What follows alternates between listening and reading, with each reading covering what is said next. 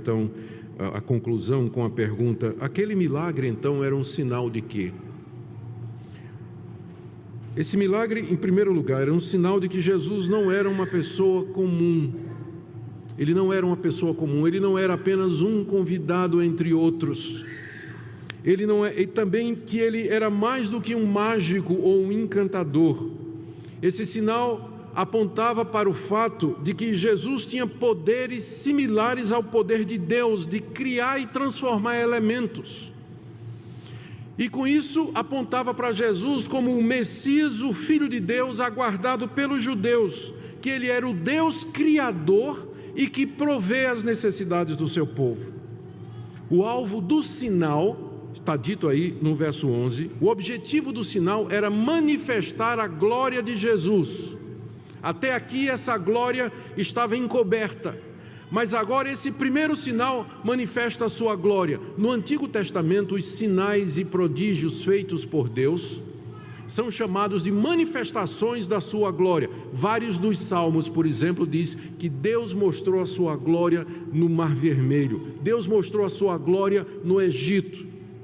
Mostrar quem Ele é, o seu poder e a sua majestade, é a mesma expressão aqui. Com esse sinal, Jesus manifestou a sua glória. Quem Ele é Deus. Ele é Deus, só Deus pode fazer isso, com a palavra do seu poder. E o segundo objetivo do milagre, diz aí o verso, era levar os discípulos a crer nele. Os discípulos creram, os discípulos viram e eles creram que aquele que estava diante de si, aquele que eles já estavam seguindo, de fato era o Filho de Deus, o Messias que havia de vir ao mundo. Queridos, através dos séculos, esse sinal que Jesus fez tem sido lido e aproveitado pelos crentes de muitas maneiras. Tipo assim, o casamento é uma instituição religiosa, é uma instituição de Deus, porque Jesus estava num casamento. É uma lição que você pode tirar do texto. Ou então, Maria não manda em Jesus. Essa é outra lição que você pode tirar do texto. Terceiro, que Deus se preocupa com os pobres. Também, você pode tirar isso do texto. Ou então, já vi mensagem dizendo assim, esse texto nos ensina como orar. Chegar para Jesus, é o que Maria fez. Maria foi uma oração. Chegou para Jesus e trouxe a necessidade. Eles não têm vinho, isso é oração. A gente aprende que orar é isso, é chegar diante de Deus e dizer, olha, as pessoas precisam disso ou daquilo. Ou então uma lição muito importante que é sempre tirada desse texto é que Deus muda as pessoas. Assim como Jesus mudou água em vinho, Ele pode mudar uma pessoa ruim numa pessoa boa.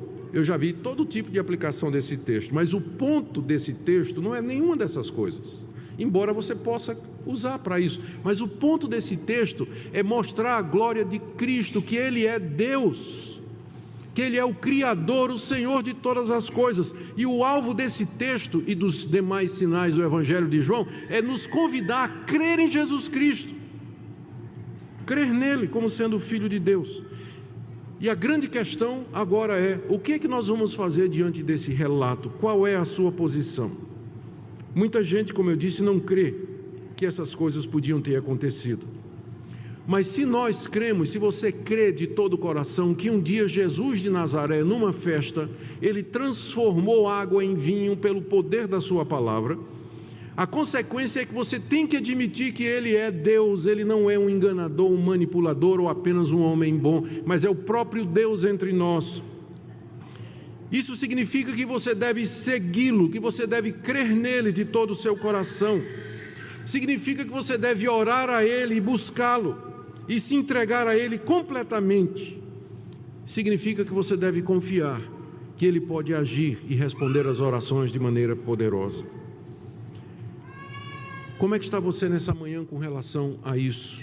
Você crê de todo o coração que Jesus é Deus, que Ele é o Filho de Deus? É para isso que esse Evangelho foi escrito, é para isso que essa Bíblia nos foi dada, para que você creia de todo o coração. E se você crê, não lhe resta outra posição a não ser se submeter a Jesus Cristo, entregar sua vida a Ele e dizer, eu quero viver a minha vida como um discípulo dEle, daquele que é o Filho de Deus, Deus homem, Deus Salvador, Emanuel entre nós. Que essa seja a sua atitude, que esse seja o desejo do seu coração na manhã desse dia.